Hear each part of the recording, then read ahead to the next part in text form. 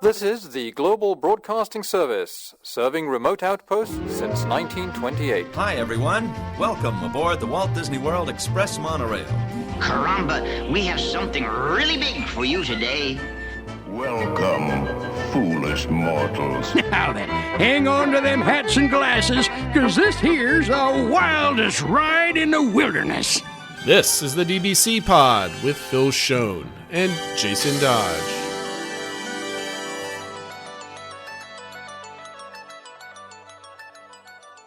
Hi, friends. Welcome to this week's pod. This is the show for the week of November 18th, 2024. And on this show today, my trip report part 2, where I'm going to repeat a lot of the things I said last week as I try to fit them into some hot takes and topics I want to talk about. This is not exactly a minute-by-minute trip report. Also, Phil, Disney had their quarterly, or was their annual report or just fourth? It was Q4 both. report? So it's the Q4 and their annual. Right. So we got a lot of numbers. Year. Yeah. A lot of hot takes, a lot of melting hot take. Is that even a thing? I don't know. Cooling hot takes. I don't know what it is. Basically, we'll talk about it in a little bit. But of course, we remind everybody about our social media this week, or was it last week? We joined Blue Sky, so you can find us on there. I have to say, Phil, if you are a social media person or you're a big Twitter person, a lot of the mainstays that used to be on Twitter and now are on Blue Sky. I've been monitoring like Threads, Blue Sky, Twitter, and I think just like there was I don't know, what is the term? There was a turning point. I don't. There's a term for it. And I can't remember what it is, but essentially a lot of people moved over to Blue Sky. So the people that almost everybody that I follow is now on Blue Sky, and it's a better medium, I think. That being said, we're on there at the DBC Pod.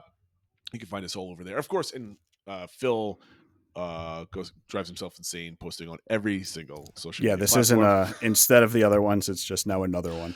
There's just another one. So find us wherever your flavor of fun is. We're there. Come join the fun. And of course, our Discord server. Okay, enough preamble, Phil, because I expect this to be another long show. So there is news this week, right? So we mentioned the fourth quarter earnings. What was said in that, Phil? Yeah, so Disney had their fourth quarter earnings out this past week, which is also their yearly earnings. So we know they have their fiscal year runs October 1st. I'm not going to go through all the numbers. I think if you're really interested in all that, you probably already read about it. But I think I kind of added to the notes that said the reports of Disney demise appear to be greatly exaggerated. A little bit.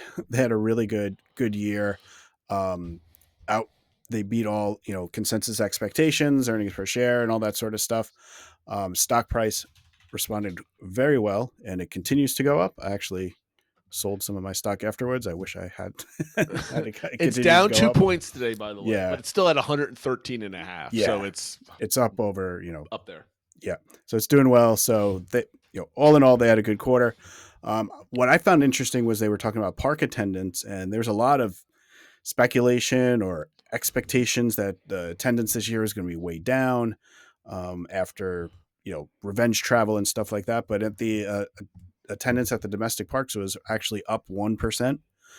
International parks are down a little bit, but Disneyland, Disney World seems to be stabilizing and doing okay. So I don't know if we're surprised about that or kind of what we were expecting, but obviously next year's a whole new ball of wax. But at least for this year, they seem to have kind of stemmed that easing out after the revenge travel. Seemed to see some drops, but everybody seems to be holding strong, and despite price increases and stuff like that, people are still coming.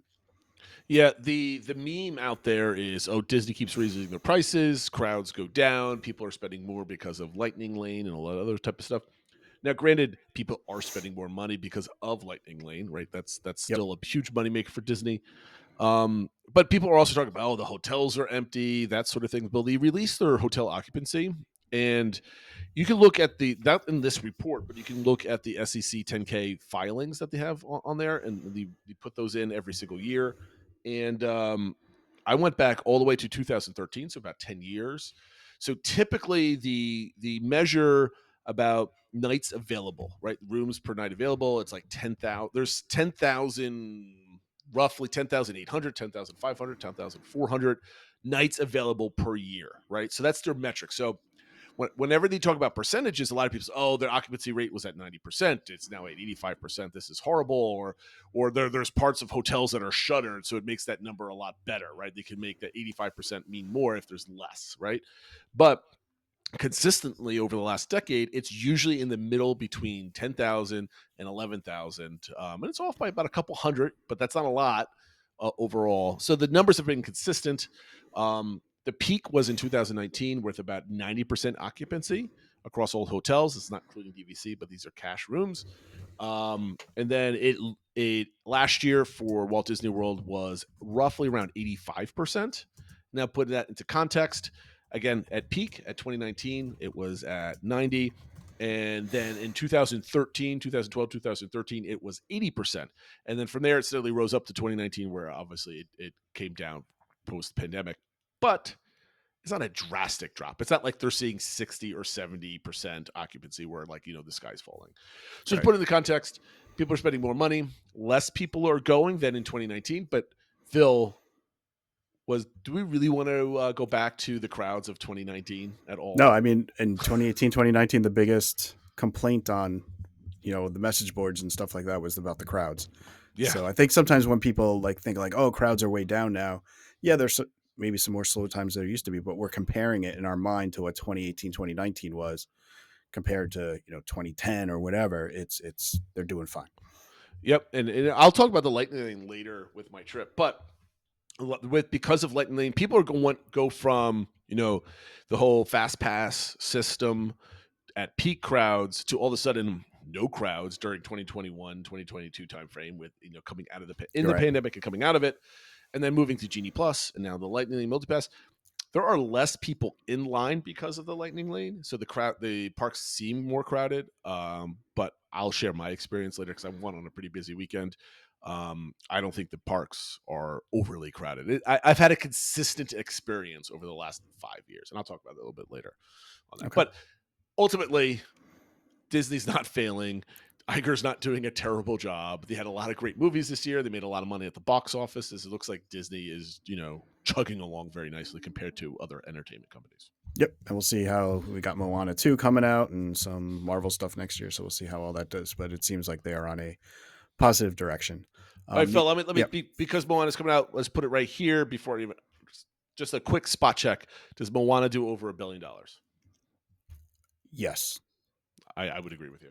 I think not much more, but I think it'll get to about $1 billion. I think we could talk about this when it comes out because I'll be seeing it opening weekend with the kids and everything else like that.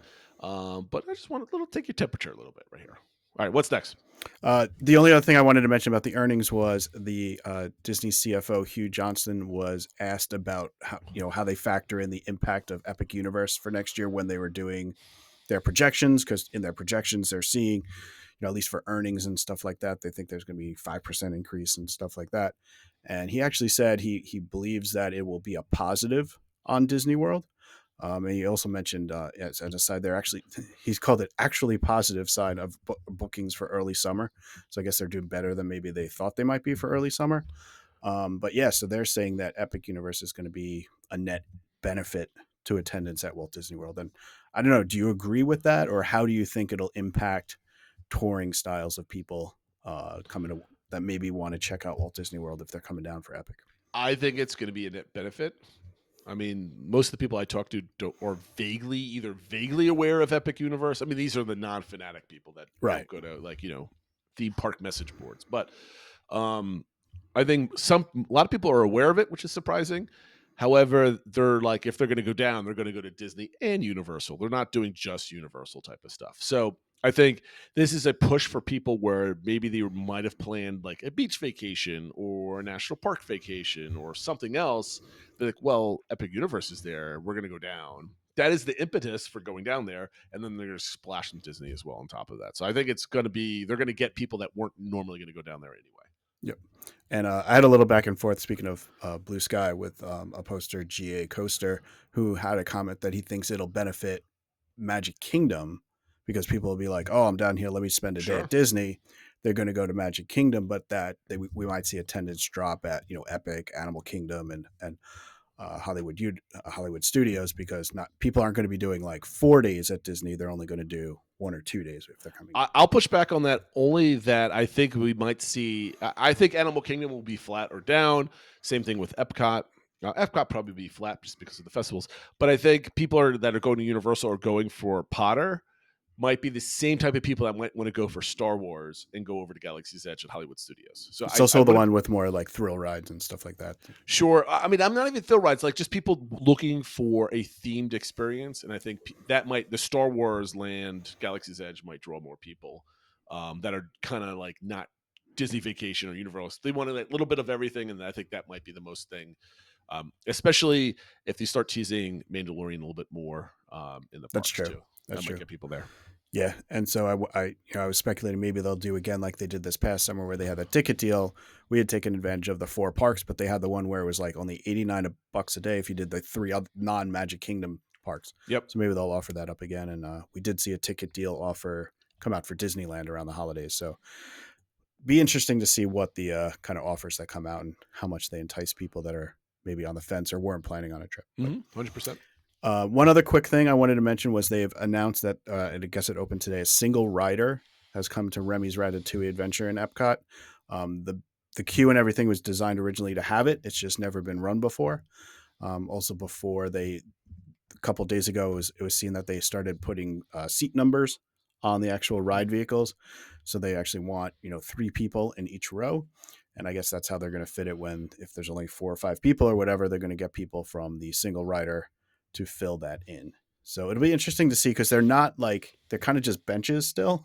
Yeah. And, I don't know, as a family of 5, we pretty much take up one. And if they're going to jam a large other adult in with my family, I don't know if it's necessarily what I want to see, but I also know that is a ride that gets a very long line. And if this can help speed things up, I understand why they I think the cast members will do that under their discretion. I don't think they're going to be like single riders squeeze into every single thing. Like if there's a family of 5, they're not going to put one random person on that. That might I hope not. It a little bit. I don't know. That's kind of what I'm thinking. And I'm sure it'll also depend on crowds. Like when it's peak season, they'll probably be more kind of pushy with it and less when it's less crowded. But we'll see. So just be something aware that if your family is going on that, they might add a person to it, or if you're okay with if it's maybe a ride you've done before as a family or something, but you like it and you're open to doing single rider. There's not that many single rider lines at Disney, but this is another one. So you can everyone who's done it that I've seen today, it's been like less than a 5-minute wait.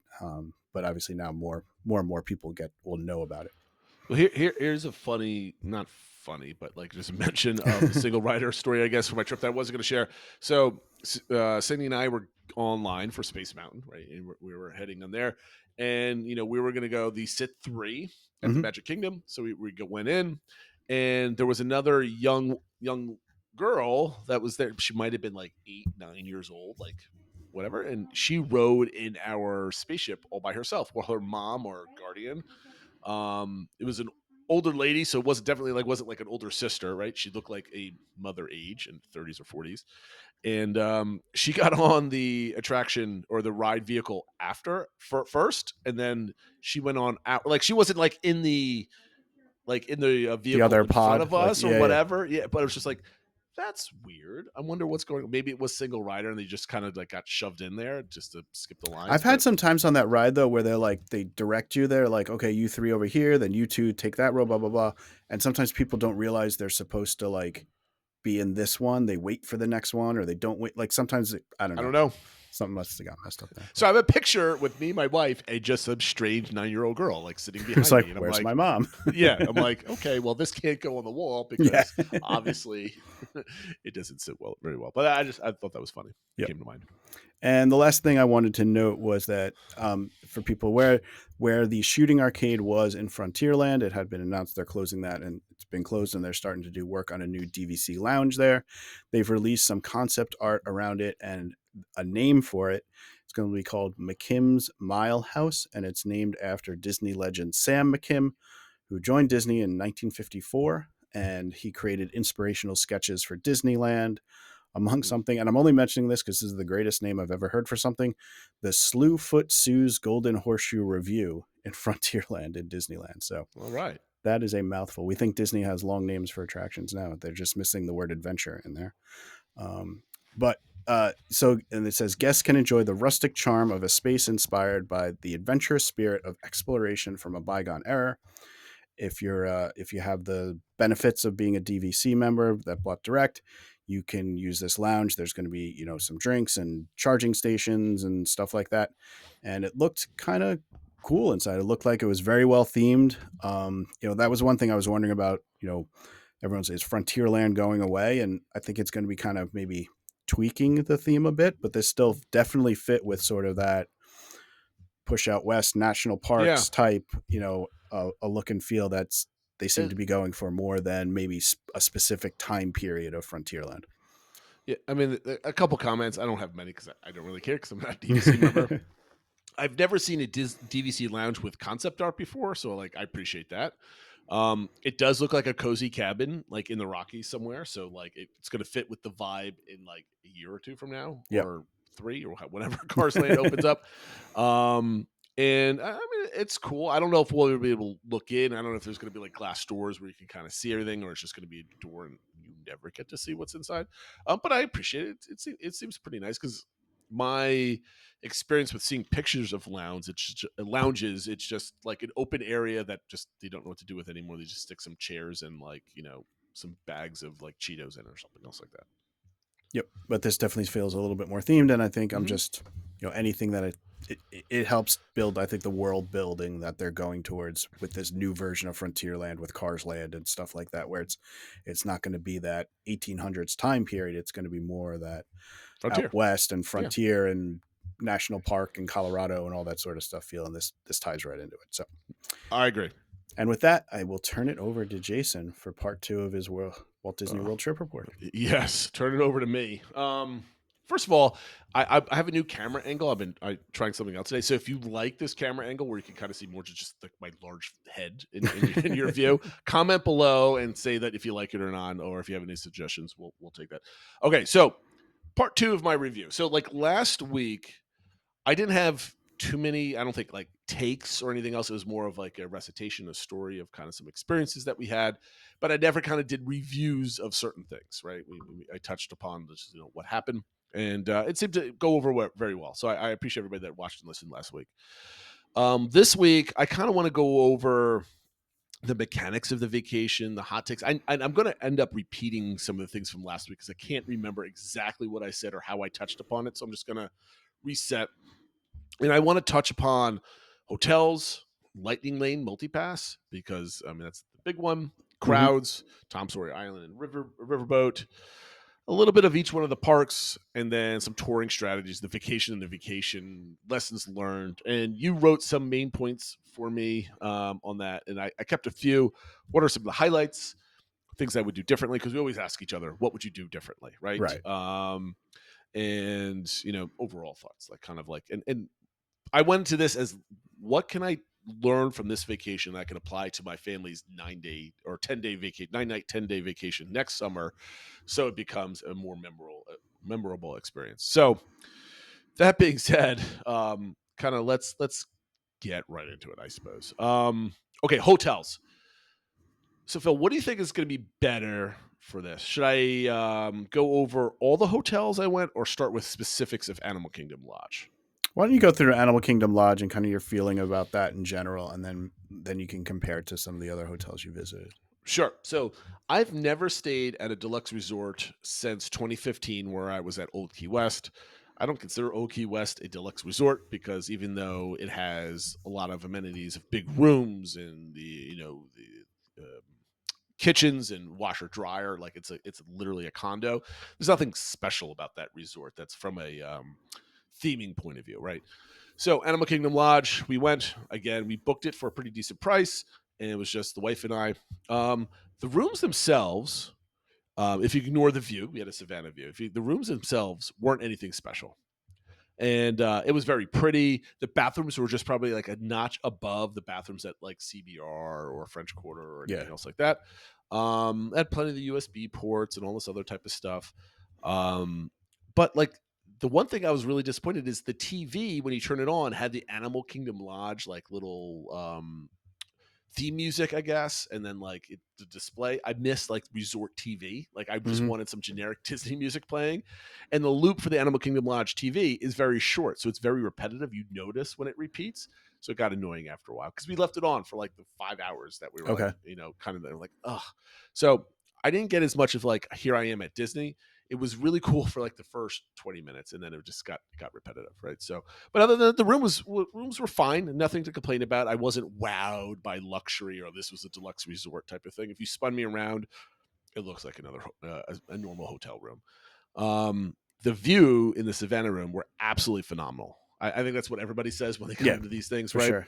So I requested a room. I don't recall the main Savannah that I wanted to see. We got ground level or lobby level. Lobby is on the 3rd floor at Jumbo House, and we got that. And I wanted facing the Savannah, where if you walked into the lobby straight through, there's like that little protrusion that you could walk in and view the Savannah from the lobby. I wanted that view, but unfortunately, I didn't get it. I got the opposite side, the zebra trail. And I liked it so much better. I thought I was a little disappointed I didn't get what I wanted.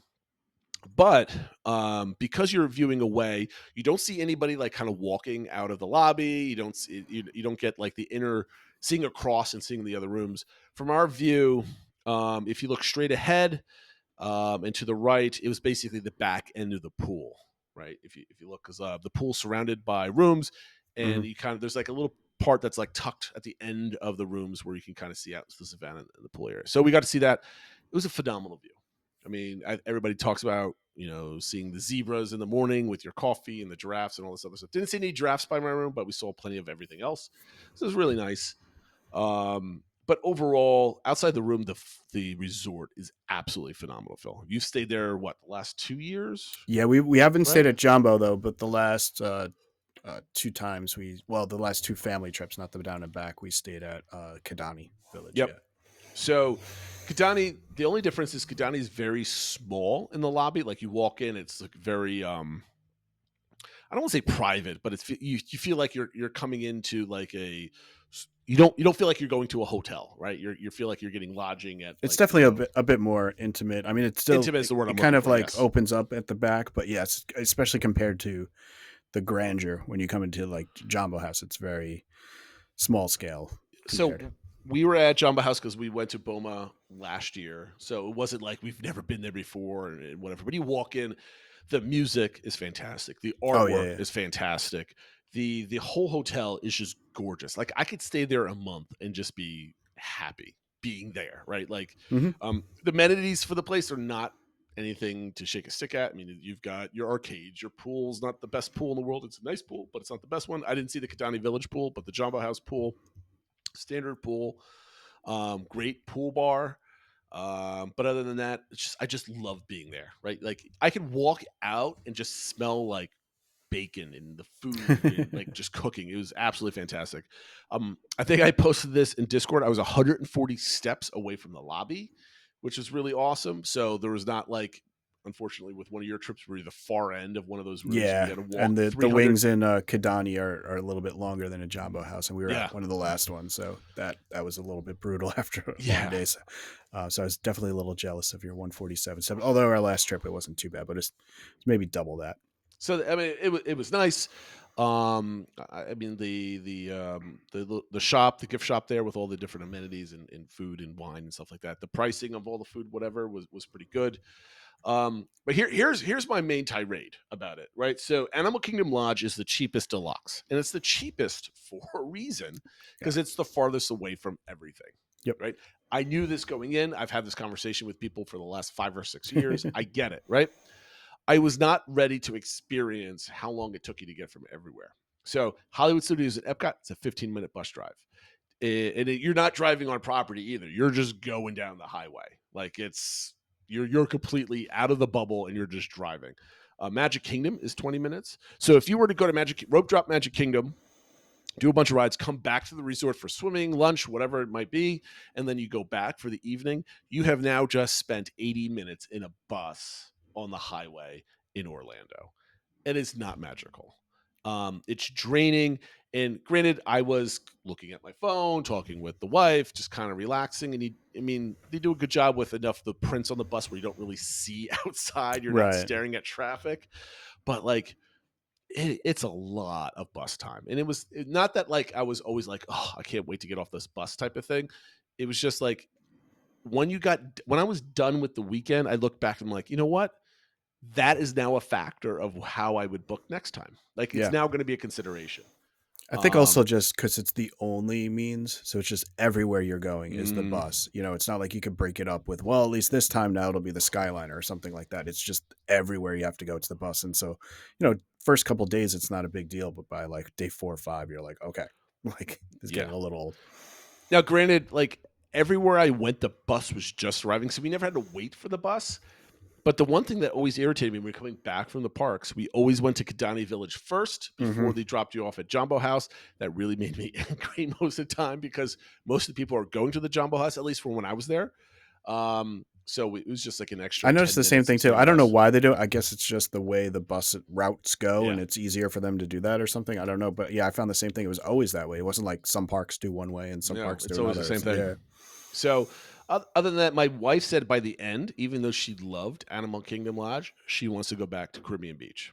Now, 2 things surprised me. One was even though she hates the Skyliner because she doesn't like heights, she loves the ability to go get somewhere quickly. Yeah. Right? She really appreciated that. 2, we've been to Caribbean Beach now 2.5 years in a row now, 2022 and 23, and we're not going back next year. We might actually.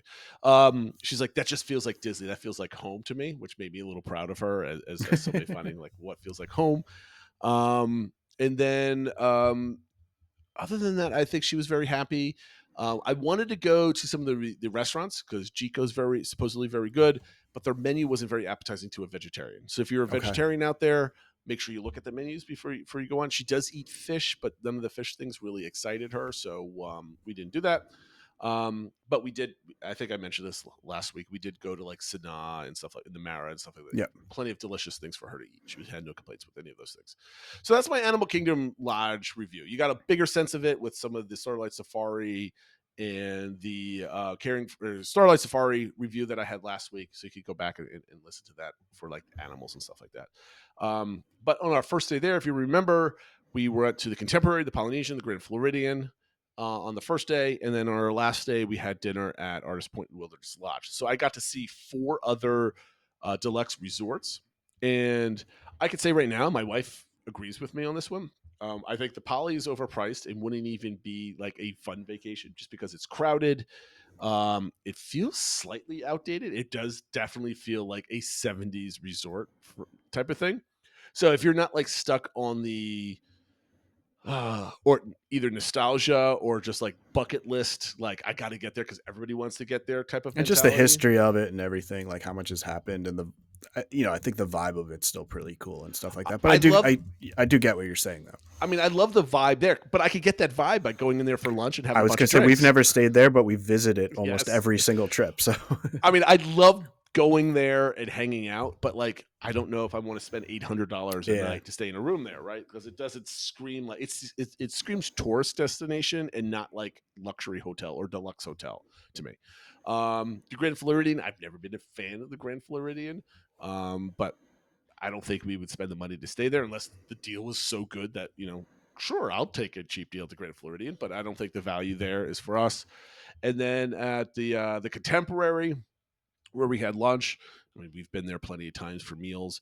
It feels kind of like an airport anyway, like terminal. So if as long as you are not getting, if you're not getting like a resort view, or you're not going there for the gimmick of the monorail going through like it's your first or second time, you're like, this is amazing type of thing. You're getting the spec because that screams Disney World, right? For sure. Right? I just don't think it's worth it unless you're really banking on the 10-minute walk to the Magic Kingdom type of thing. But the other resort was Wilderness Lodge when we went to Artist Point. This is where I would spend money to go to. The lobby is absolutely phenomenal, and it wasn't even decorated for Christmas time, so that's still on my bucket list to do, unfortunately. But it was gorgeous. I took this awesome picture of like the American flag hanging up in the lobby. The lobby bar is really good. The grounds are really nice. It really feels like you're being drawn out of Orlando and the Magic Kingdom. So Yeah. That's one place I would look to staying to. That's definitely moved up my list too. It was kind of one of those where it's like, oh well, it seems nice, but it's kind of a similar style to Jumbo House, and it's kind of like it's near Magic Kingdom, but it's not on the monorail loop. So why would I stay there? But like the more I've kind of visited it and stuff, it's moved up my list quite a bit for like the ferry's really cool too. Yeah, I mean, I have to say. And the only other thing, if you're talking about Kidani versus Jumbo, getting back to Animal Kingdom Lodge, they're not, the buildings aren't connected. I think I knew that, but I forgot. Like I was surprised. Oh, they're not connected. I can't walk to Sanaa from like Jumbo House.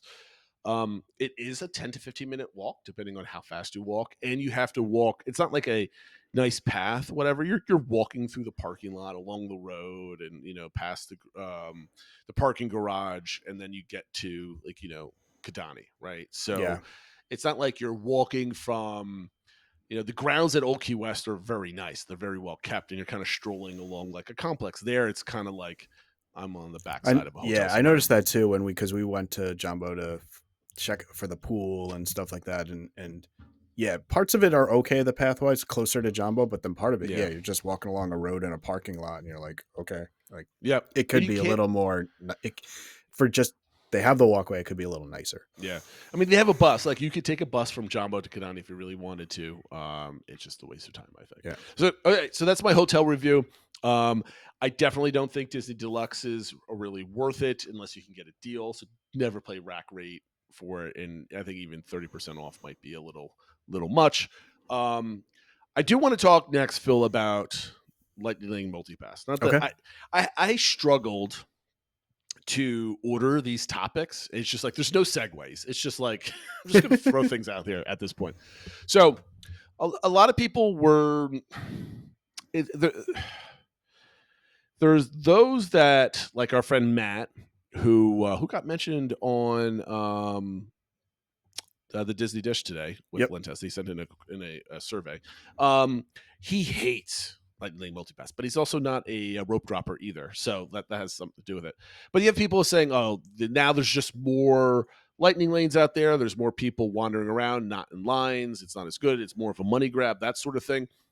The only thing I viewed is like I don't think there's going to be any difference except that you're not able to stack anymore. So the late sleepers are at a disadvantage, I suppose. Yep. Which is true. But in my experience, I booked 7 days out. I got mostly everything I wanted. At the 7 day mark, I spent time refreshing and was able to back times with me. And generally, I think I thought Genie Plus was superior to FastPass Plus, and I think MultiPass is superior to Genie Plus. And this is coming from a perspective of somebody that's not trying to do as many rides as I possibly can in a single day. And this is somebody that's also hopping as well. Okay. So my general vibes were, our first day, I was like, all right, we're going to do Magic Kingdom right out of the box. I got Tiana's, but I got Tiana's for late in the day because I knew I wanted to kind of do it at night, and I was safely able to do it. And I might be able to get a virtual queue earlier. Right. And then I got, what did I get at the point? Pirates and Haunted Mansion, all before 11 o'clock. So I knew we were going to go to Animal Kingdom later in the day, or at least thought we might. So we did our 2 attractions. I was able to book another one we were to do, trying to think. As I was booking them, I was able to get Jingle Cruise for later in the day because I knew I was coming back to Magic Kingdom for the dessert party. So now I had 2 stacked for later in the day. And I used that third one to start booking attractions for Animal Kingdom. Right. So we did our lightning lanes and our rope drop plans. Right. So we did 2 standbys, 3 virtual queue for Tiana's and 2 lightning lanes. We were done by like 12 with all of that. And then we went to Animal Kingdom and we managed to do both Expedition Everest. And as soon as I was done with Expedition Everest, I was able to get Safari. And when I was done with Safari, I was able to book something random for at Magic Kingdom. I think it was like Little Mermaid or something. Which I never used. And then we had our fun. We went back to Magic Kingdom, did a bunch of things, and there were plenty of other like tertiary attractions, like Teacups and Small World and all this other stuff. There was some availability for like Pirates and Haunted Mansion for like during fireworks, that sort of thing. But it was completely usable and it allowed us to. We got back to Magic Kingdom and we were able to hit up 2 different attractions: Jingle Cruise and Tiana's, which turned into Space Mountain from last week, if you recall. I was very happy with it. Right. I there was one point, and I'm going to talk about this later in my list of the vacation, and the moment of decision that you have to make, where like I could have gone so much more if I power used it and started booking like teacups and then Small World and then whatever else is available. There was plenty available, and just kind of chained my way. And then it'd been 4:00 exhausted, and my vacation was ruined at that point, right? Because we're having a vacation. For the next day, we were going to do a late start at Hollywood Studios, and I was still able to get what did I get? Toy Story Mania, Tower of Terror, and Slinky Dog. Slinky Dog was for 1:00, was our last attraction before we were going over to Epcot, and we didn't use Alien Swirling Saucers. I was able to use that one and book Mickey and Minnie's Runaway Railway that we could have used, but we decided not to use it because it was too late in the day. But there was still availability for it at like 11:30, 12 o'clock. That's what I'm pointing out. I was able to get Millennium Falcon after Slinky, and then we moved on to Epcot. The only problem was, because I didn't book it at 7 days, Frozen and Remy's was completely gone. And granted, it was the day of the marathon. It was super duper busy, which I'll talk about next. Epcot was a disaster that day, and that's why we just kind of ate ourselves around the world and left by 6 o'clock. And then the third day, we had Animal Kingdom, a standard Animal Kingdom start, that we then went to Magic Kingdom and got a couple things at Magic Kingdom. And then from there, we were at Epcot, but at fireworks. So we didn't really use it too much. But overall, if we wanted to be power users, there was availability at every single park except for Epcot when we went. If you're okay with getting maybe 2, maybe 3 tier 1 attractions, as long as they're spread out, you're okay with them being spread out throughout the day, you can still get them. I know that was one of Matt's main points. I'm really interested in hearing about his trip report and how he used Lightning Lane Multipass, because he was so down. He was so against it. You'll be he talked about it in this week's episode. Just I guess a little plug for it. So you'll be interested in his take. Yeah, Diz Happenings. I can't wait. He has also a family video that he put out there. Like these are all like stacked on my to play list. Yeah. I'm doing some. He covers Jollywood too. So if anybody's out there thinking about taking their family to Jollywood, you might want to listen to this week's Diz Happenings, because he gives his review as a family at Jollywood. I can't wait to watch this video. I'm going to watch it hopefully with the family tomorrow. That being said, my end all be all thing with Lightning Multipass, I think it's a fantastic tool if you're hopping, because you could always stack 1 for later in the day, and then use 2 until you're done, and then stack some more. And you can always change and modify and refresh. I definitely think there's some, assuming it's not super duper busy like Christmas week or the marathon weekend.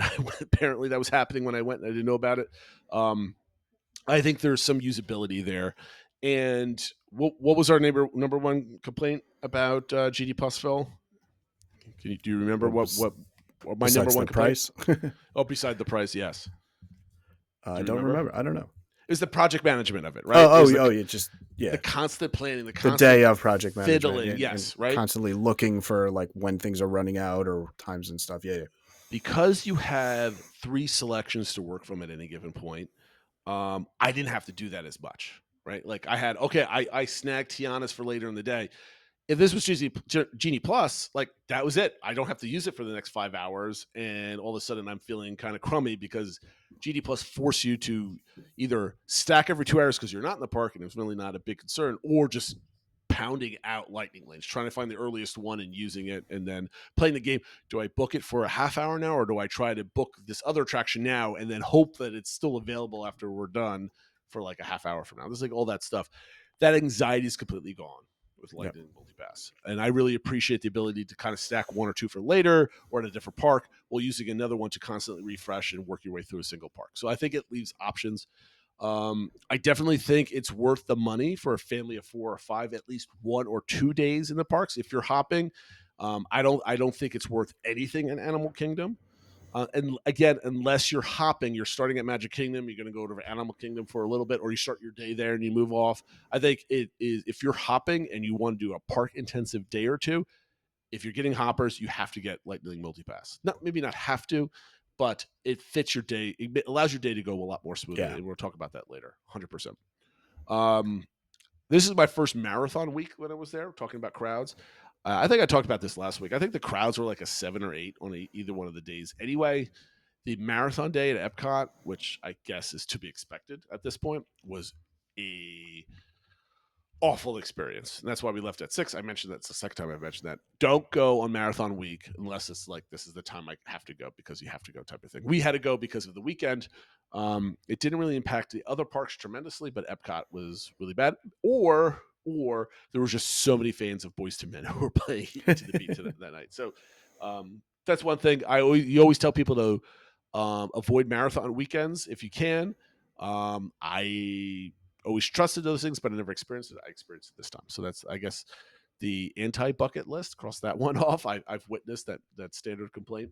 But I want to move on to our second day at Magic Kingdom, where we went on Tom Sawyer Island and the riverboat. I think, if I'm trying to think back, because we went in for a couple hours before our dinner at Wilderness Lodge, and I think we spent our whole day, 3-ish hours in Frontierland, which I never thought I would ever say to myself. We spent, because we didn't even go on the east side of the park at all. We never went into Tomorrowland except for to go to Space, and we never went into past the carousel through that part of the park into the circus at all. So you can spend 3 or 4 hours in Frontierland or what is Frontierland now before it actually becomes a marquee area. Tom Sawyer Island. I think I had a little bit of a review last week. Yep. It's very small. It's very cramped. It's very overgrown. It needs to go. I said this last time that it's really fun for my kids. I can see them spending 2 or 3 hours just running around playing games and hide and seek and doing all sorts of stuff.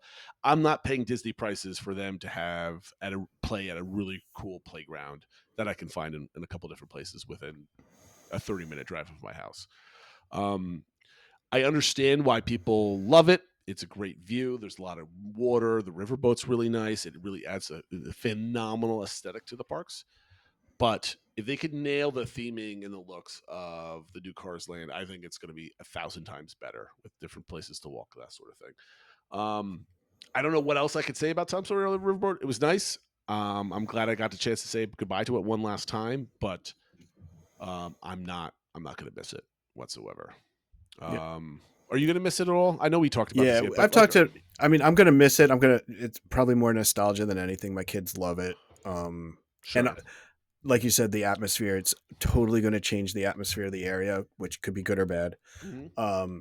The one thing I do like that it is a way you can kind of get away from the hustle and bustle of Magic Kingdom and kind of veg a little bit out there.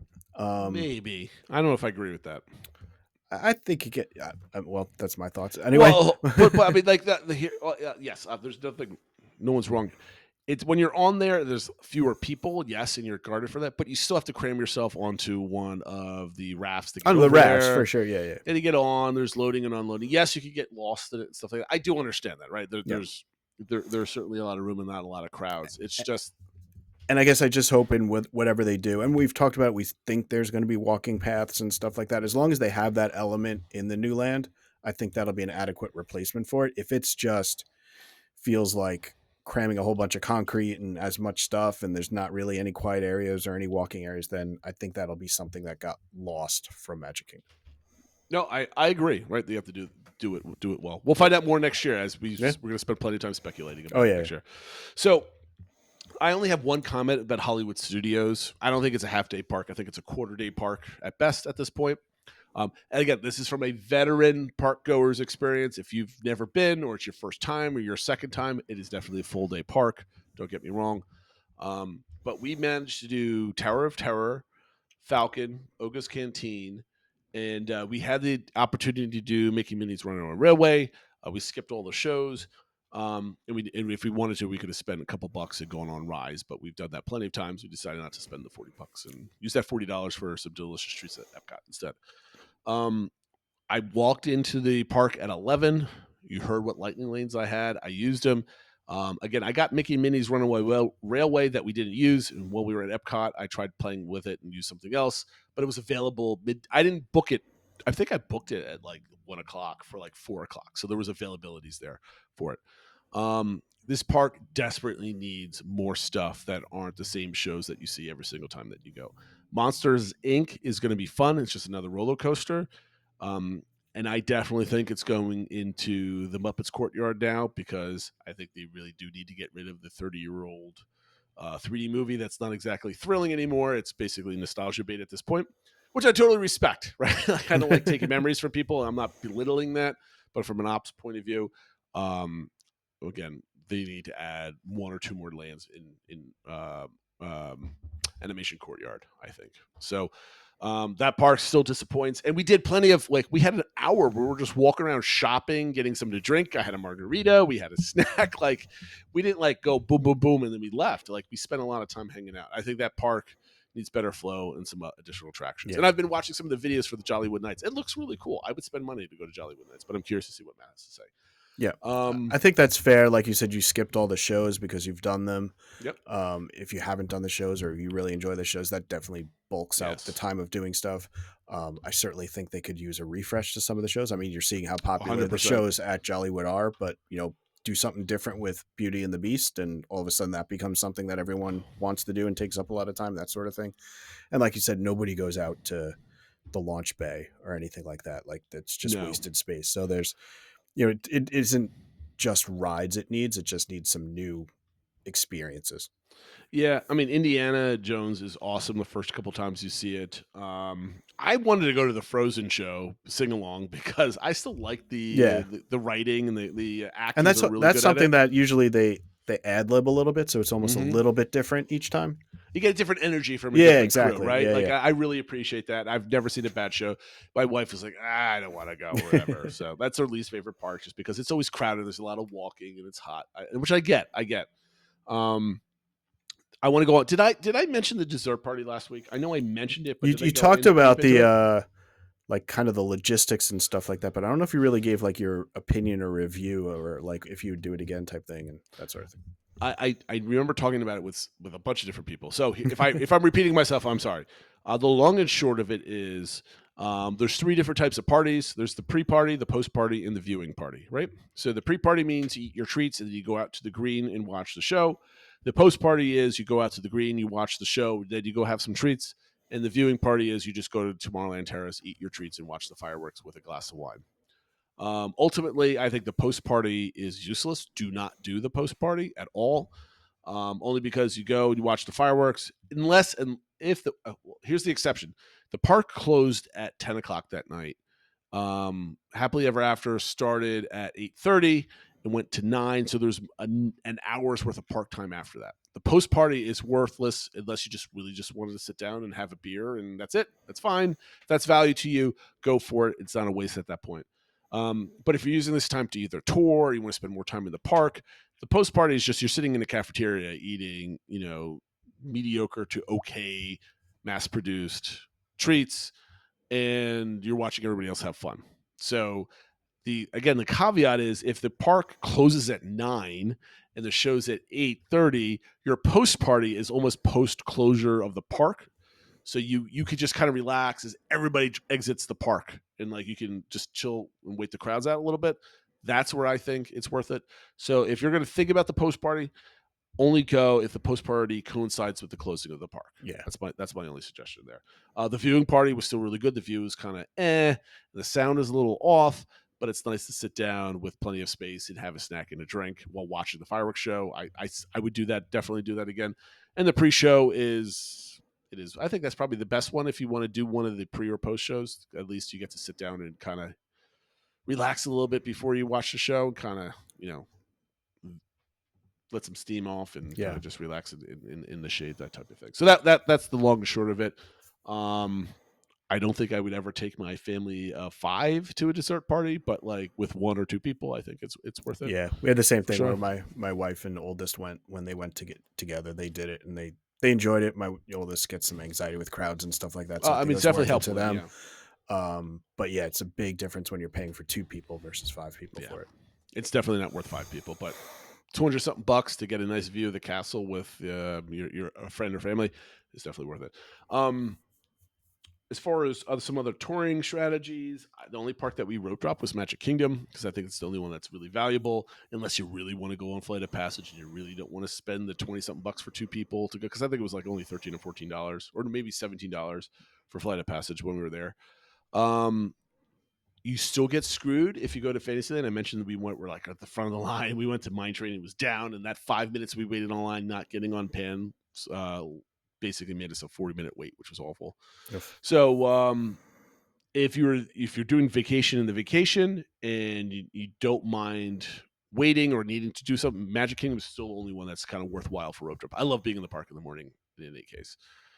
All right, so I know everybody was waiting before this. I might have even mentioned this last week, but Epcot Communicore Hall, right? Here's my review of it.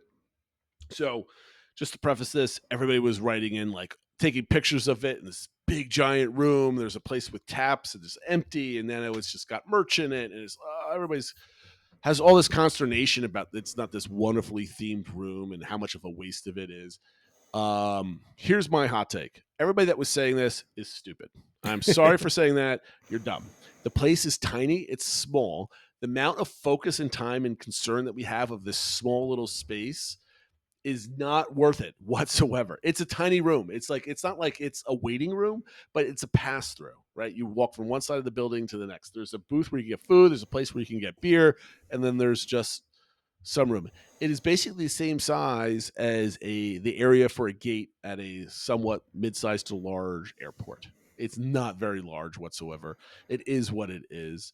And it's fine. Like, why are we spending all this time thinking about it? Why am I spending this much time talking about it on this podcast? Well, That's my review. I think because it was the capper to the work done on Epcot. I It definitely get got the extra focus. And I do also think when you go over to the eatery, Connections Eatery, and they have the mural on the wall and stuff, you're like, well, Disney can do it. They can theme things. Why Sure. didn't they do it to this? And so I think they just one of those. I agree with that. I mean, yes, they could. It's just like Disney could have done better, so Disney do better. But I also agree with you saying it's a room with a lot of air conditioning that people could sit down and charge their phones and recharge their bodies. It's not a bad thing. It could be better. I mean, like, everything could be better. Right. I really want to spend more money to make it. But, like, to me, I'm viewing this is such a small space. And if budget is limited, that's where you take the cuts from. I don't know why we spent so much time. We as social media people spend so much time talking about it. It's just a small space. Who cares? I walked by the Encanto show. I love the area. They had a lot more shade there, like tables and booths and stuff like that. I think the show was kind of dumb. Like, I wouldn't stay there for a very long time, but they had like trivia in there. I'm like, can we just sing and dance and celebrate the movie and culture or whatever that's out there? I don't need this is me, right? I've never liked where people on stage are interacting with the audience about trivia with some like corny, like backsplashes with like multiple choice things. And so why are we doing this? I get why they're doing this, but like the crowds weren't really into it. They love the singing and the dancing. That was really cool. But like, I think they could do a lot better with like some kind of stage show or thing that they do over there. But that's just my opinion. Okay, so another thing I wanted to get, I just noticed this, we're at 50 minutes, and this is perfect because I'm towards the end of my very, very long list. Touring strategies. You were going through my thread and posting pictures, and you're like, oh, Jason's really having the vacation. Right? You were taunting me a little bit. You were taunting me. I was like, get back to vacation. Stop posting pictures. But we did have the vacation of the vacation. So I talked about the precipice point last week, right? Did I go over? I can't remember, Phil. You have to be by memory. Did I go into detail of what this meant, or did I kind of glance over it? We both don't remember. Yeah, you didn't get into it significantly. So I think if you've been listening to the show for the last 4 years, or at least the last 3 weeks, right? We are planners, right? We get anxiety when we're spending this money and we want to go to the parks and get the most bang for our buck that we can measure, right? We're very analytical people, Phil. Like, we can measure time in the park for the cost of this, and this. We put it together and we're like, it costs X amount of dollars per hour in the park. And if you're going this slow or walking this fast, you can blah, blah, blah. We have it down to a science. And that's still a valid way of looking at Walt Disney World. They're nickel and diming you, that you need to make sure you're getting your money's worth for the nickels and the dimes that are coming out of your pocket. Yep. But we all come to a precipice point where we have to slow down and relax. And I laugh at my own revelations with this, because there's long-time vacationers down there that are laughing at me, saying, we figured this out 10 years ago. And I remember when my sister went through the transition of a power tour to like just it's a resort only stay with their DVC points and that sort of thing. And there's a lot of some of our old time people that are probably in between ramping up through their bringing their kids to the point before their grandparents where they get to relive bringing little kids to the park again. Your touring habits change. And I like bringing up Tom Bricker, who all of his writing is absolutely hilarious right now because he's rediscovering Disney World and all the issues with Disney World with having a young child. Because I think they have like a 1 or 2 year old at this point, and all of his posts are like best stroller methods and all this other stuff. That's like, it's funny seeing somebody's perspective of Disney World change because of where they are in their life. And for me right now, my touring life is my youngest is 6. But she's been to Disney World like 3 or 4 times already. And it's kind of like we're at the point where like we know we're going back and we don't need to do everything in a single day. So we have to force ourselves to stop spending all day at the parks and being able to enjoy ourselves. And this is the realization that I'm going through.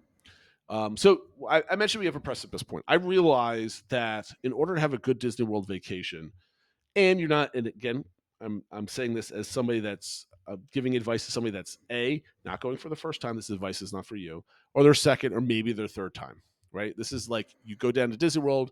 It's a annual or every other year type of thing, and you're not looking to get everything done that you have to because you know you're going back, right? So I think as a rule for everybody out there, you can't spend more than 4 hours at a park, right? Obviously, there's a plus or minus to that, whatever. But I think at some point near the 3, 4, or 5 hour mark, you've seen most of the park. You've crisscrossed probably a handful of times, and you're starting to repeating yourself. Would you agree with that, Phil? When I say repeating yourself, you're walking through parts of the park you've already walked once or twice already. I don't know if I'd repeat. I fully agree with that because I think it depends on the park and how you're doing it. I think Magic Kingdom, you could segment the park. Epcot, you can segment the park, but I get what you're saying. I think once you get to 4 hours or so, you kind of have to make that call of like, are we leaving? Are we plowing ahead? Are we going to take a break, do something, and then come back and do something else? I think that's a good chunk of time. Point. Yeah. Yes. Yeah. So like 3, 4 hours at that point. And I think that what you described is perfect. You have to make that decision because you don't go to the park for 6 hours, leave and come back. You don't go to the park for 8 hours, leave and come back. 4 is usually the magic point. So if you're there for 4 and it's your, a trip where you want to get a lot done, after 4 hours, you're there until close. Because at that point you're like, okay, let's say you go from 9 to 12. We were there at 8, so we left around noon or so. So that was 4 hours. If we stayed for 2 more hours, then we might as well stay for 6 more at that point, right? Because this is our only Magic Kingdom or that type of thing. So I think 4 hours is the perfect time to stay at a park and then make your decision. Am I staying here for the next 8? Or am I going somewhere else? And I think it's important that you go somewhere else, just from a psychological point of view, not as far as like I can go have lunch or like having lunch in quiet time is better than staying in the park, or having a nap is better than staying in the park. There's no better. It's what you want to do. However, from a psychological point of view, leaving the park and going back, whether it's hopping, whether it's going for food, whether it's going for a nap, I don't care what that leaving the park is, it breaks up your day. And I always wonder I've been talking about this for years, but we finally executed on it. And I have to tell you, by the end of our 4th day, or arrival day plus 3 park days, I felt like I've been there for a week. And it didn't feel like the vacation was too short. It felt like I experienced everything a handful of times, and it felt wonderful. And again, this might be the first time because we extensively used our hoppers this time. I was going to say, I think hoppers definitely plays a role in this. Oh, absolutely. Yeah. You need hoppers. You can't, the first day we went to 2 different parks. The last day we were at 3 different parks. It's a wonderful experience, but breaking up your day, going somewhere else kind of feels like you're getting multiple experiences. Like if you're staying at a deluxe resort, and I'm giving props to Animal Kingdom Lodge because it felt like something different than a standard hotel. Magic Kingdom, Animal Kingdom Lodge, Animal Kingdom, back to Magic Kingdom felt like we did like 3 different huge things in a single day, even though we kind of got a taste of a little bit here and there. So I think you have to make a decision at 3 to 4 hours. So my advice to everybody else out there, I don't care if this is your first time or your 100th time. I don't care if you're a power tour or you've got a family of infants that you have to be very careful about. When you're if you're the type of person that's making a spreadsheet or making a list or however you kind of plan your vacations, at the 3 or 4 hour mark, put a giant question mark and say, what do I want to do now? Because at that point, you can save your day. Because if you go 4 more hours, you might be too exhausted to really enjoy the next 4 hours, right? So there's questions there. If you choose to stay, that's wonderful. But at least give yourself that time to breathe and make a decision. Because we've had that in the past where we've said thought we were going to take a break or something, and it's probably a day we didn't rope drop or whatever, but it was like, okay, if we're going to leave, now is the time we're going to leave, because if not, and a couple of times everyone said no, let's just stay and let's maybe we'll eat lunch or something like that to take our break, but we don't want to take 2 hours out of our day to go back to the resort. So but we consciously made that decision. That happened to us. I forget if it was 22 or 23. We were at the Magic Kingdom. We ended up spending 10 hours at the Magic Kingdom when we had planned to leave and go swimming and have lunch somewhere. Genie Plus just kind of kept us going on and on. So you have to make that break point. And that's one other thing for touring strategies with Lightning Lane Multipass. If you're the type of guest that loves just living by your whim and seeing where the day takes you type of thing, Lightning Lane Multipass extremely helps with that extremely well. We were there in a busy week. The only standby lines that we waited on was a 20-minute Big Thunder Mountain, it's a 40-something minute Peter Pan at Rope Drop, and Guardians of the Galaxy virtual queue in extra evening hours. Right, that was a 40-minute wait. That's a 2-minute standby line. Everything else was a Lightning Lane, and we just kind of bounced wherever. Maybe use Lightning Lane to decide where you're going to go next. But this trip helped me prepare mentally in the way I'm going to tackle this with the family for our trip next summer, right? Because we talked about this is a dry run. How do we not just do this is our Magic Kingdom day, this is our Epcot day, right? We've got hoppers, we've got 6 days worth of them. The only thing that I'm worried about, and I've mentioned this before again, is we wanted to do a bingo type of style where we wanted to choose 5 different things that we wanted to do the next day and then just go do them. I fear that, again, we're going to the end of July, so it's not going to be a very busy time to go. But I'm worried about, without Lightning Multipass, we're like, these 5 things, each one of these things takes an hour to do because the waits are like 30, 40 minutes. So I have to make a decision. How much more money do I want to spend on Lightning Multipass? I was thinking about getting it for 1 or 2 days, see what happens. But Lightning Multipass really helped me think about how to do my next year's trip. And I'm actually looking forward to kind of freestyling our way through resort. We really liked being able to, granted, we had all these Care for Giants, all these paid events and paid experiences that we had, and dinner that we really had a structure of where we were going to go spend our money anyway. And we kind of bent the parks around that, which a lot of people do. But I could see not doing any sit down meals and just kind of seeing where the day takes us. And, I think that's going to suit my kids that are used to Disney World. They want to do a couple things, and they like the adventure of being able to choose where they go next. So I'm looking forward to that. Just because I know you haven't always gotten hoppers. So just having hoppers will be like a new experience for them and stuff like that. So we had them a couple years ago, I think in 2019, but everybody was a small baby. We weren't hopping. That's anyway, like another world. Yeah. I don't even know when that was. That was 5 centuries ago. Yeah. Okay. So also did I mention how many times I saw Matt randomly last week? You talked a little bit, that you ran into him coming out of the elevator one time and stuff like that. Good. Yeah. It was hilarious. It's like we just ran into each other a whole bunch of times. It was kind of fun. And he had his daughters with him, so I wasn't going to bother him because he was in full on family mode at Disney World. So that was kind of fun to see. By the way, that fully comes through in the video. Oh, does it? Oh, I can't wait. Like Disney leader mode and trying to all right, this is going to be awesome, everyone. Last year he's talking about storming the castle on his trip report. I can't wait to see that in the flesh in the video here. All right, a couple closing statements here because we're going to push back the DBC engagement question yet one more week. We'll have a normal show next week. I think I'm done with this. What are some of the highlights of my trip? I don't think I have any highlights, specific moments. So there's a lot of awesome specific moments, don't get me wrong. But I think the highlight was doing Disney World a different way with hoppers and going from like place to place. We did not plan on going to Animal Kingdom for lunch. I had it as an idea, but it wasn't planned.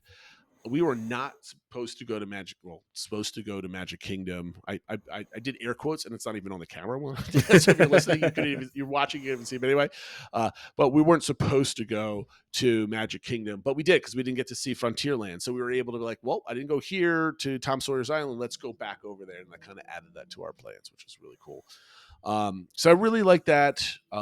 It taught me to relax, and it also reduced the amount of anxiety and fear of missing out, the FOMO of everything, of like not being in the parks 24/7. So I appreciate that, and I appreciate my wife kind of forcing me a little bit to do it that way. We always ask ourselves if we would do anything differently. I don't think I would do anything differently. I think maybe, I mean, hindsight, no, but some of the Animal Kingdom stuff, the caring for giants, I don't think was nice, but I don't know if it was worth 2 hours or 3 hours of our time getting there and coming out type of thing.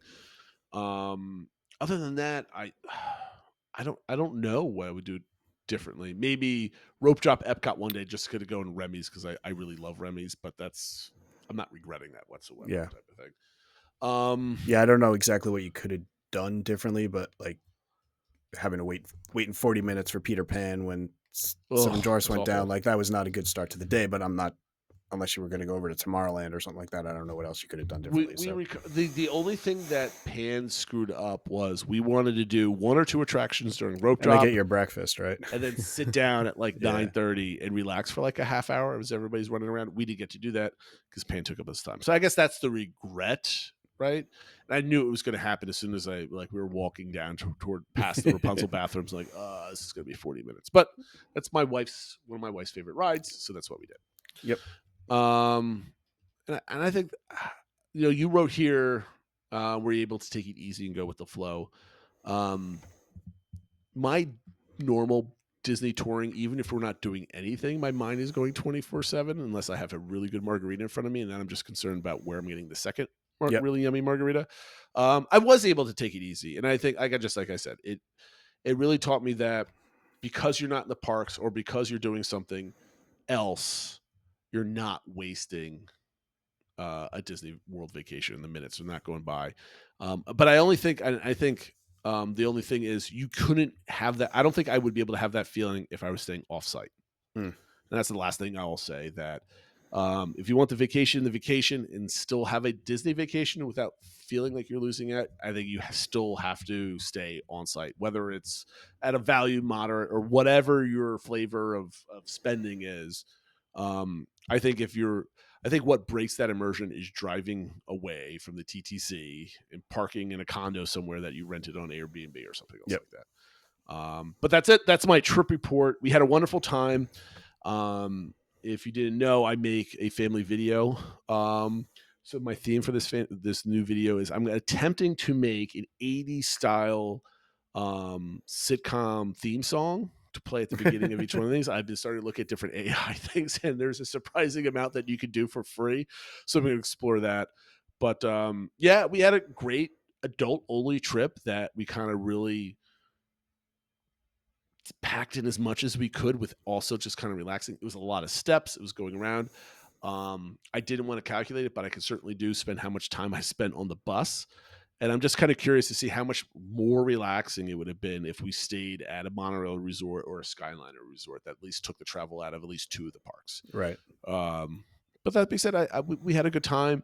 I think it was definitely worth the time and the money, even though it was a busy week. I don't want to scare people away from Lightning Multipass. The only downfall of this is that it costs money, as usual. I didn't see... And I think the only other downside is you do have to go relatively early to scan in your first one to kind of unlock the system.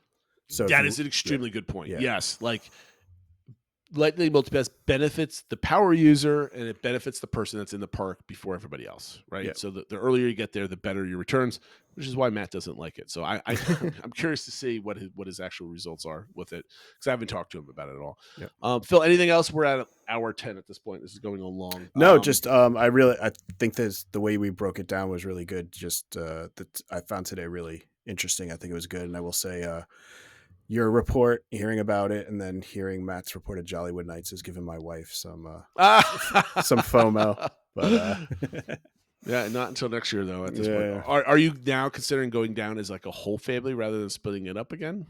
I don't know what we're going to do. We're still on the fence. We're still waiting for them to announce Destination D23. We're still waiting for them to announce the next round of like when regular single day tickets will be available for Epic Universe and stuff like that. So we're still, there's balls are still up in the air on that. And why don't you take one of these things off the table? Why don't you and I see if we could plan a trip for D23 for like a quick weekend? And this way you could go enjoy being with the family without nerding out in a trade show hall or something else like that. I don't know. That'd be fun too. Get Matt and everybody to go. Drag Matt down and stuff like that. That'd be a good time.